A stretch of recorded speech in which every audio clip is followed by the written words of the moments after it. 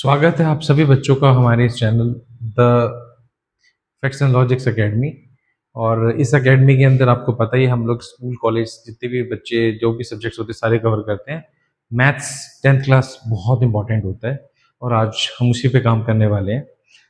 नया आइडिया हमारे पास एक ये है कि हम लोग एनसीईआरटी के जितने भी क्वेश्चंस है वो आपको एक वीडियो के अंदर एक करके दिखाएंगे ताकि आपका हर क्वेश्चन पक्का हो जाए। जब भी आप हमारा चैनल खोलोगे, एक क्वेश्चन किया देन नेक्स्ट वीडियो, एक क्वेश्चन किया देन नेक्स्ट वीडियो, ऐसे करते करते हमारे साथ साथ आपके भी हर क्वेश्चन एनसीईआरटी पूरी की पूरी सॉल्व हो जाएगी।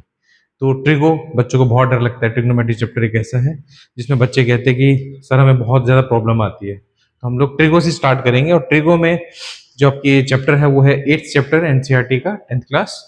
और उसमें जो पहली एक्सरसाइज है उसके फर्स्ट क्वेश्चन से स्टार्ट करेंगे और हम हर क्वेश्चन आपको करके दिखाएंगे ताकि बच्चों को कोई प्रॉब्लम ना आए अपने बोर्ड के एग्जाम्स के लिए। प्लस हाफ ईयरली हमारा टारगेट इस वक्त क्या है, हाफ ईयरली एग्जाम जो सितंबर में होते हैं बच्चों के, उसके लिए जो सबसे इंपॉर्टेंट चैप्टर उनमें से एक ट्रिग्नोमेट्री है। तो ट्रिग्नोमेट्री हम लोग ने कैसे करनी है उस पर हम चलते हैं।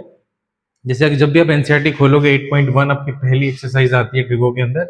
उसके अंदर जो क्वेश्चन है, पहला जो क्वेश्चन है आपका वो क्या है, ये आपके सामने जो दिख रहा है क्वेश्चन है हमारा कि अगर एक ट्राइंगल लेते हैं एबीसी जिसमें राइट एंगल वो कहां पर है,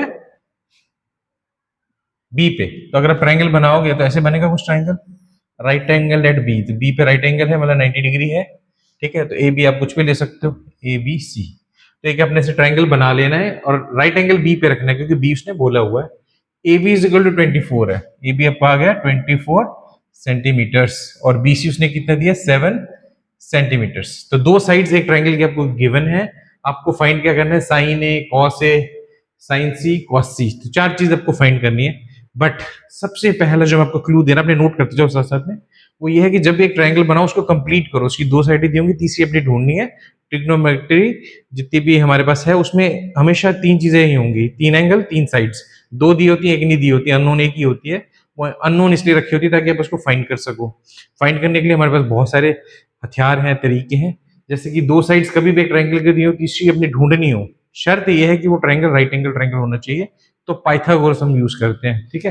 तो पाइथागोरस थ्योरम हम यहाँ पर यूज करेंगे तो क्या आ जाएगा, हाइपोटेन्यूज का स्क्वायर, तिरछी वाली सबसे बड़ी साइड का स्क्वायर एक तरफ, बाकी तो छोटी साइड्स एक तरफ। अगर इनको आप ऐसे रखते हो तो आप तीसरी साइड को फाइंड कर सकते हो। जैसे आपको दिख रहा है यहाँ पर AC की वैल्यू नहीं है तो हम क्या लिखेंगे, AC square equal to BC square. BC कितना आपका 7 और ये कितना है 24, ये आ गया आपके सामने ही सब कुछ है। 7 का स्क्वायर आप बच्चों को जैसे पता है कितना होता है 49, और इसका कितना होता है 24 का अगर आप करोगे तो 576, ऐड करोगे तो 625 आ जाएगा। आप करके देख लो। अगर AC का स्क्वायर 625 है तो AC कितना हो जाएगा उसका रूट, और 625 का रूट कितना होता है 25। तो थोड़ा स्क्वायर्स पे भी अपने काम करना है, आपको स्क्वायर्स याद होनी चाहिए जो मेन मेन है। जैसे मेरे को याद है 25 का स्क्वायर होता है 625, नहीं तो फिर आपको निकल जाएगा लेकिन टाइम लगेगा। तो हमारा AC आ गया 25 सेंटीमीटर्स। अब क्या है, हमारे पास ट्राइंगल की पूरी इंफॉर्मेशन पता है, तीनों साइड्स हमारे पास है। अब हम कोई भी ट्रिग्नोमेट्री आइडेंटिटी निकाल सकते हैं। जैसे कि फर्स्ट पार्ट है क्वेश्चन का, फर्स्ट पार्ट कहता है कि साइन ए निकालो। साइन ए, जैसे कि बच्चों आपको पता है हम लोग साइन ए उसकी वैल्यू हम याद कर लेते हैं, फॉर्मूला याद कर लेते हैं। फॉर्मूला क्या रहता है, P upon H, perpendicular upon hypotenuse, ये हमारा साइन का फॉर्मूला हमेशा रहता है।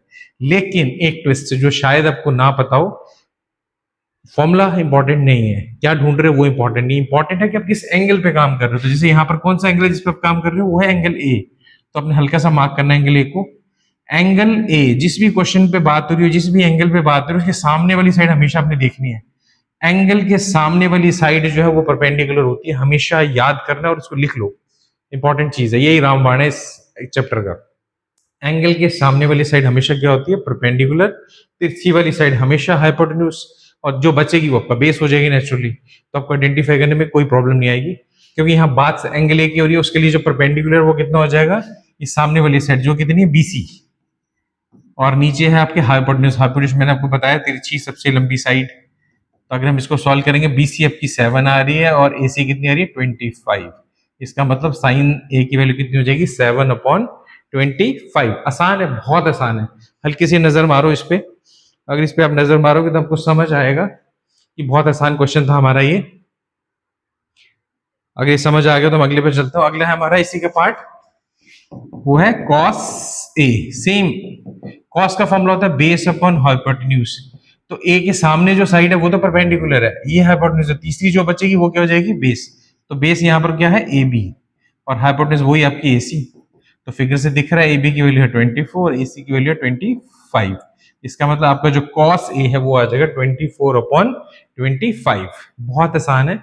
एक ट्रायंगल है, उसकी दो साइडें दी हैं, तीसरी ढूंढ लो पाइथागोरस से। पहला स्टेप, जब सारी आप साइड्स ढूंढ लो उनको मार्क कर देना।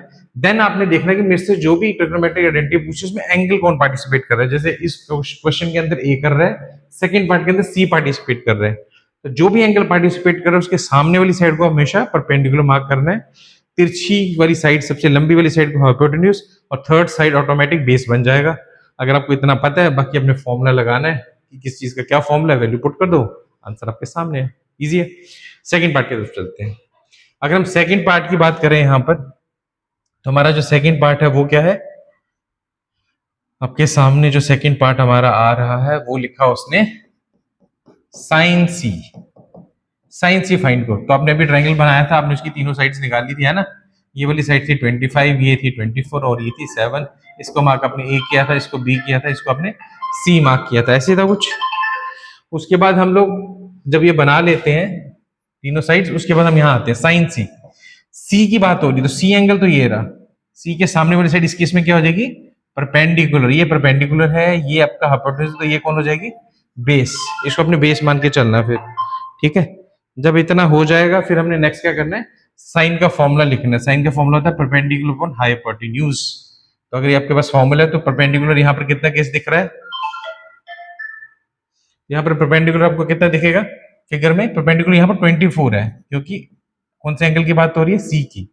हाइपोटेन्यूज कितना 25 है ना, 25 मतलब जिसको हम एसी बोल रहे हैं। तो आंसर हो जाएगा ए बी अपॉन ए सी, मतलब 24/25 आपकी वैल्यू आ जाएगी साइन सी की।